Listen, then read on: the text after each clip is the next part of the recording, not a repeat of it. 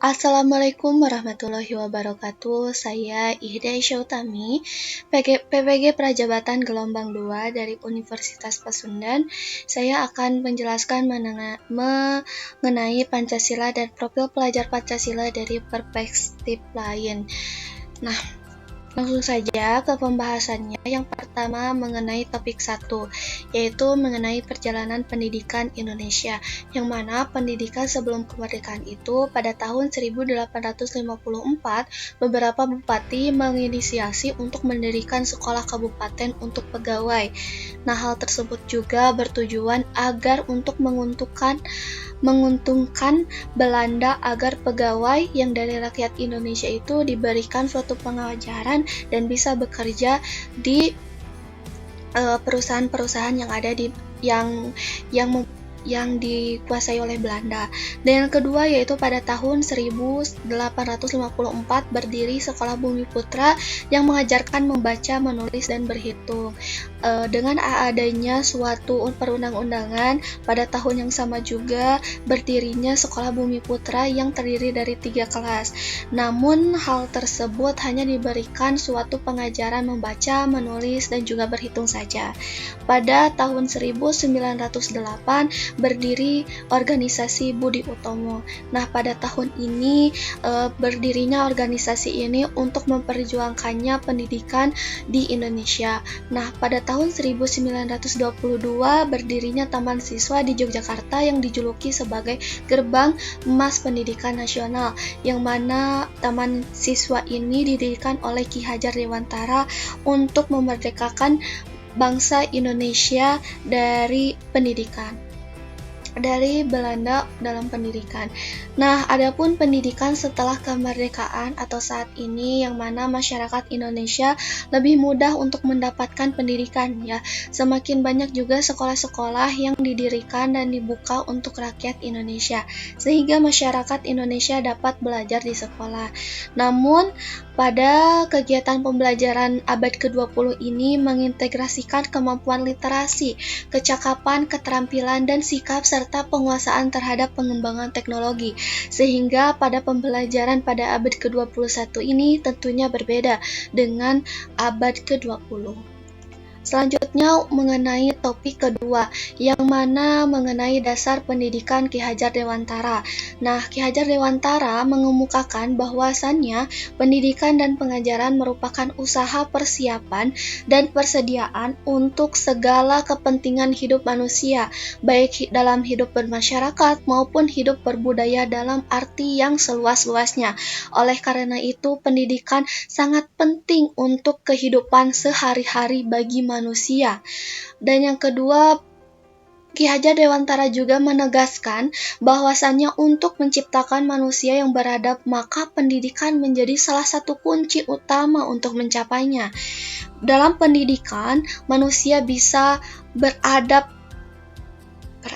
Nah, yang ketiga, bahwa Ki Hajar Dewantara mengemukakan pendidikan dapat menjadi ruang berlatih dan tumbuhnya nilai-nilai kemanusiaan yang dapat diteruskan atau diwariskan. Oleh karena itu, artinya bahwa dalam pendidikan bisa menjadikan perubahan suatu sikap yang mana sikapnya tersebut mempunyai nilai-nilai yang baik. Dan yang keempat yaitu didiklah anak-anak dengan cara yang sesuai dengan tuntutan kodrat alam dan kodrat zaman sendiri. Hal ini berarti cara belajar dan interaksi siswa pada abad ke-21 tentu sangat berbeda dengan siswa pada abad ke-20. Nah, itu berarti bahwasannya dalam pendidikan di setiap sekolah harus menyesuaikan dengan perkembangan zamannya dan juga perkembangan suatu ilmu pengetahuan yang banyak sekali penelitian-penelitian yang sekarang baru diketahui. Oleh karena itu, pembelajaran yang sekarang tentunya mengalami perubahan dari pembelajaran yang terdahulu. Adapun mengenai topik 3 yaitu mengenai identitas manusia Indonesia. Ki Hajar Dewantara mengemukakan bahwasannya Pancasila merupakan intisari yang merangkum nilai-nilai jiwa dan semangat yang dihidupi oleh orang-orang Indonesia yang selalu menjunjung tinggi nilai gotong royong. Oleh karena itu, Pancasila merupakan pedoman bangsa Indonesia di kehidupan sehari-hari sebagai identitas bangsa Indonesia, yang mana dalam Pancasila juga terdapat berbagai segala macam makna, yang mana Indonesia selalu menjunjung tinggi akan nilai gotong royong. Yang kedua, dengan menggali nilai-nilai kehidupan, Soekarno menjadikan Pancasila sebagai identitas bangsa Indonesia dan sekaligus manusia Indonesia. Soekarno menciptakan atau merumuskan suatu Pancasila itu menyesuaikan dengan identitas Indonesia yang diharapkan. Oleh karena itu, Pancasila sebagai identitas bangsa Indonesia sekaligus manusia Indonesia yang tidak sama dengan bangsa-bangsa lainnya.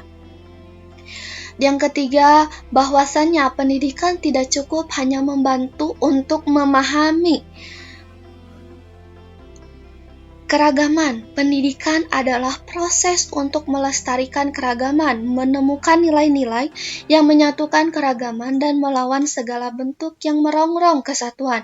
Oleh karena itu, pendidikan yang menjadi praksis hidup bersama yang saling peduli, mengasihi, menghargai, dan bukan saling mengalahkan dalam semangat kompetensi. Oleh karena itu, pendidikan itu agar kita memahami akan keragaman. Dari keragaman tersebut, kita bisa mempersatukan keragaman tersebut dalam suatu nilai-nilai yang ada dalam Pancasila.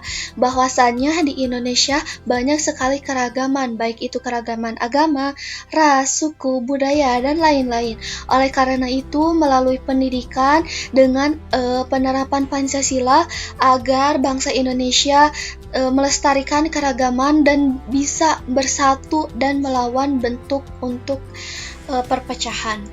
Adapun mengenai topik keempat, Pancasila sebagai pondasi pendidikan Indonesia. Para peneliti bangsa Indonesia telah menggali nilai-nilai filsafat hidup berbangsa yang dirumuskan dalam negara, yaitu Pancasila.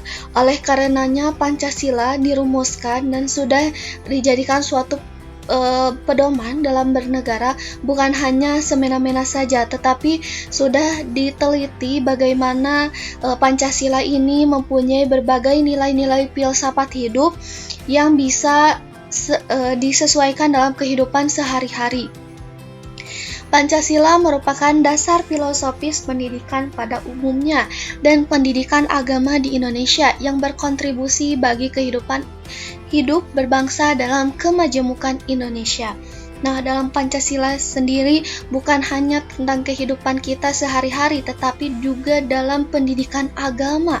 Dalam pendidikan agama ini tentunya berbagai agama yang ada di Indonesia berkeragaman agar bangsa Indonesia bisa bersatu, hidup rukun dalam berbangsa Indonesia.